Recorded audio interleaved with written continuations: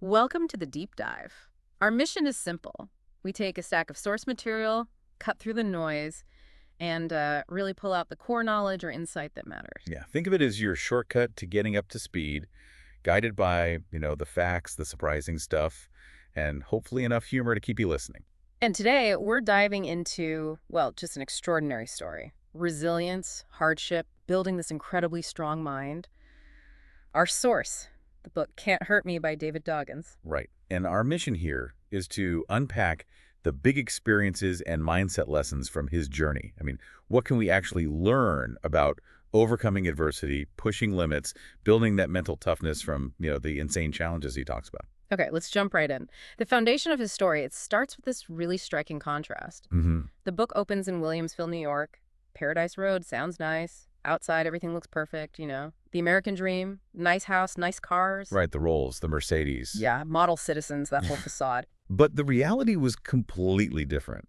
They'd literally just gotten home from working all night. Back in East Buffalo at Skateland. Exactly. And Skateland wasn't just, like, the family business. Yeah. His father owned it, yes, but it was also the site of, well, a lot of trauma. His dad sounds like he was incredibly controlling, took all the money, abusive physically, emotionally, always watching from that DJ booth. Barking orders, yeah. And the kids, they were basically working constantly. Concessions, cleaning toilets, scraping gum, organizing skates until their eyes burned. Hours and hours. Couldn't even smell the deodorizer anymore. It wasn't childhood, it was like forced labor. And dinner was just functional, right? Grabbed in the back office, sleeping on a sofa under the dance floor, feeling the vibrations from the bar upstairs. It's just this bullshit facsimile of normal life, as he puts it. And his mother was just trapped. No money. Not actually married to the father. And she knew about the darker stuff too, right? The prostitution business he was running. Yeah. Seeing him with other women, even where the kids slept. Yeah. Total dependency. Living in denial, he says, but fiercely protective of the kids. The book even mentions these desperate thoughts, like, should she shoot him? Uncle suggesting attack dogs. Wow. But the actual escape plan came from an old neighbor, Betty. Right. Betty's idea was smart. They regain his trust just enough to get him to co-sign a credit card. That was the golden ticket. And the escape itself, it was planned. Take a specific route he didn't know, hide out until he was busy at Skateland. Because he wasn't going to miss a chance to make money. Exactly. Minimal packing, leave the fancy stuff behind. But freedom wasn't immediate. About 90 miles out, the car's feet. An old Volvo starts pouring smoke. Huge plumes of oil smoke. His mom panics, wants to turn back. Understandable, really. But she calls Betty from a payphone near Erie, PA. Betty calms her down, tells her where to go, find a Holiday Inn, find a mechanic. But no rooms at the inn, so they end up in a conference room on rollaway beds, like their own little purgatory for the night. Yeah. Get the car fixed the next day, drive all night, finally get to Brazil, Indiana. He's 8 years old. Already lived through so much hidden trauma, where everything looked perfect on the surface. It just shows, doesn't it? How appearances hide pain, and how those early experiences, even the hidden ones, they really set the stage for future challenges. Absolutely. And arriving in Brazil, Indiana, small town, rural, mostly white, it was just a whole new world of difficulty. Yeah, the financial struggle was immediate. Living with grandparents, his mom working a low-wage job, trying to take courses. Needing welfare, but hitting roadblocks because they earned a car, which they absolutely needed there. Right. The workaround was aid to dependent children, checks sent to the grandmother. But the book paints this picture, driving home, gas tank near empty, fridge bare, electric bill due. And then finding those mason jars of change. Pennies and nickels his mom saved. A habit from her own father, right. Yeah. Counting it all out on the floor, just enough for bills and groceries, maybe some Hardee's burgers. Found money, but it shows how tight things were. And beyond money, the new challenge was prejudice. Being, as he says, the only one of your kind. That feeling of being watched, suspected, bullied, like this constant unspoken message, you were born to fail. He gives specific examples, like finding the N-word spray painted on their car at 16. Imagine that. Principal, just speechless. And the internal effect. He describes this fury building up inside, feeling like he was breaking down, but having no way to channel it. So he becomes a liar, acts tough, hides who he really is. These two parts of David Goggins, the book touches on that strain. That minorities, women, gay people often feel walking into a room feeling exposed. And then past trauma resurfaces. The murder of Wilmoth, who was like a savior figure for his mom. Yeah, that triggered this suppressed memory from a year earlier, witnessing a child killed in a bus accident.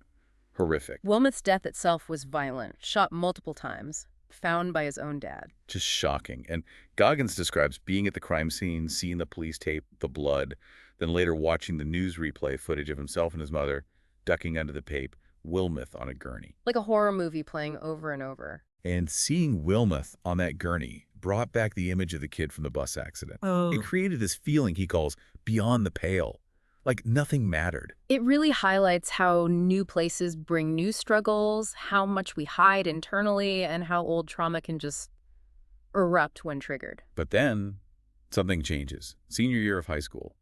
He decides he's not going to be his statistic. This is where the armored mind starts getting built, right? Exactly. And a key tool is the accountability mirror. Just brutal honesty with yourself. Look at your flaws, your past, and use that as fuel. So he focuses on the Air Force, which meant first, tackling academics. He was reading at a 4th grade level. Yeah. He needed a tutor, but he didn't just rely on the tutors. He developed this incredibly laborious method.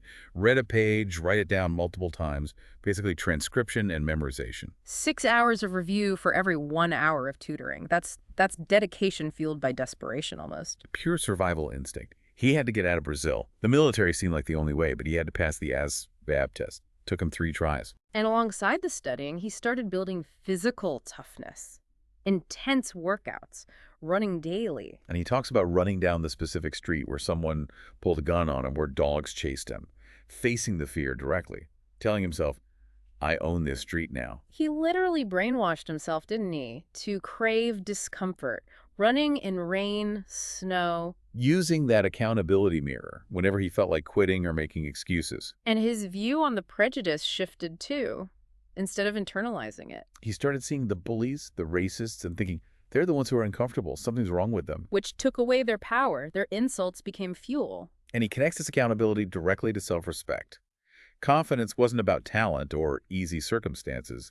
It came from holding himself accountable. That's what started to light the path. But he warns, right, escaping a place doesn't mean escaping your past.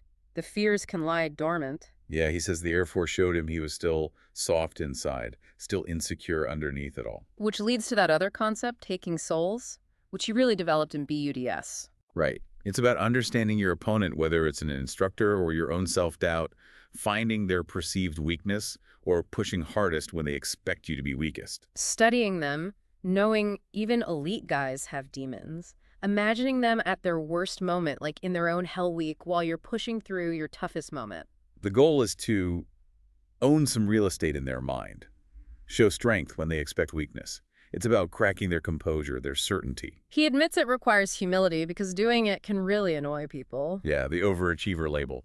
But it's strategic. It's about finding your absolute edge by breaking resistance, internal or external. It really drives home that true confidence is internal, built through facing discomfort, not waiting for perfect conditions. And pushing your own limits like that, it definitely challenges the people around you too. Okay, so let's get into the crucible itself. BUDS, Basic Underwater Demolition SEAL Training. Just getting accepted was insane. After the Air Force didn't pan out, he aimed for the SEALs. First hurdle, lose over 100 pounds. In less than 3 months. Yeah. The training regimen was just extreme. Running miles, biking 20-plus miles, swimming miles, often in the dead of winter. And the mental side was just as rough, right? Depression, his marriage was strained. Feeling worthless, constant self-defeating thoughts. But he describes this switch flipping it, using the depression, the anxiety, as confirmation he was on the right path, pushing himself. He wouldn't even confide the depression to friends. He'd call them to pump himself up. Use music, like the Rocky soundtrack. And that pull-up story is classic. Aiming for 12, hands raw, stopping at 11. That one missed rep just ate at him. So much that he drove back to the gym late that night and did the entire workout again. No shortcuts. He realized suffering was a choice. Pain now, or the mental torture of regret later. Then Hell Week. 130 hours. He calls it a mind game. Totally. Instructors use the suffering to find the strongest minds, dangling that bait warm shower soup. Quit now. He was on his second attempt, class 231, after getting pneumonia the first time. In 231, his boat crew was kind of the misfits, right? But he took the lead. Singular focus, get everyone through. Yeah, he proved himself. And he describes finding this weird humor in the delirium, winning the races to get rest and avoid extra beatdowns. They won every race, lost no one from their crew. While the instructors, the enemy, were constantly trying to break them, individual torture sessions.